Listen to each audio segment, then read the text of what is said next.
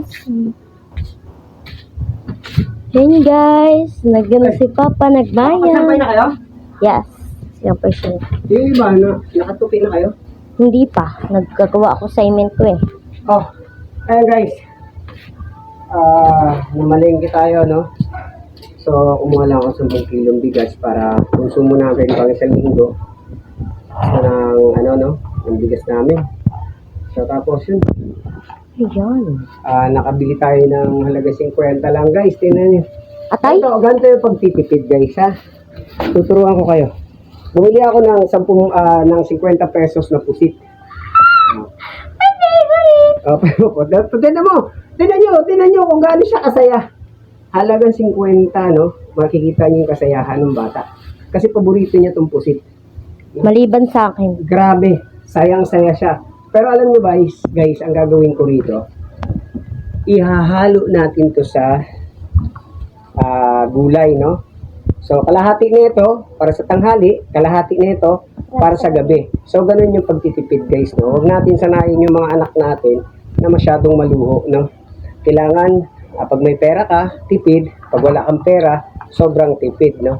So, hindi natin kailangan na turuan sila sa mga bagay na makakapagpatukso sa kanila, no? Kasi marami tayong mga dyan na naging kaibigan na natukso sa salapi dahil lang sa ambisyon, dahil lang sa mga pangarap, no? Na makaahon at maging maginhawa ang buhay. Pwede natin paginahawahin ang buhay natin sa maliit na paraan. Hindi natin kailangan manloko ng kapwa, hindi natin kailangan na maninga ng kapwa para lang makuha yung minarinig na naman ako, 1.5 million daw ang nawala sa kanila. Ay naku, huwag tayong maniniwala dyan.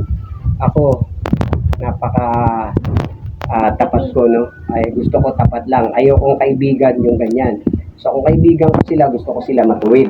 Ayaw natin na maging kasalanan lang ang dala-dala nila habang buhay. So, kailangan natin tuwirin yun. Kasi hindi naman po pwede na yung mali, kampihan natin, magiging mali na rin tayo. Kung anong kasalanan ang ginagawa nila, hahawa ka. Yun nga dapat, no? So, yun guys, eto, no? Ang ating pusit, lilinisan na natin at gagawin natin guys, no? At itong ating ulam na pusit, huhugasan na natin. At yung bigas natin, kailangan mailagay na natin sa At hugasan natin muna to para, at dito natin ihahalo yan guys. Meron ako ditong gulay.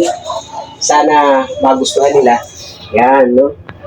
Yan. Tapos, etong puso kasi, parang lulutuin ko rin to. Naku, ito yung natumba sa aking taniman. So, napakaliit na lang. Pero tingnan natin kung anong magagawa pa nating ulam dito, ha? Chicharon! Chicharon daw. So, yan. Gagawin natin to. Halo natin din sa pusit. At, ito, gagawin natin itong ulam ngayon sa tanghali. At ito ang ihahalo natin, hay. So, hugasan na natin to, guys. Chicharon na natin. Chicharon daw. So, huwag mo laging yan kay makasent lang tayo dyan.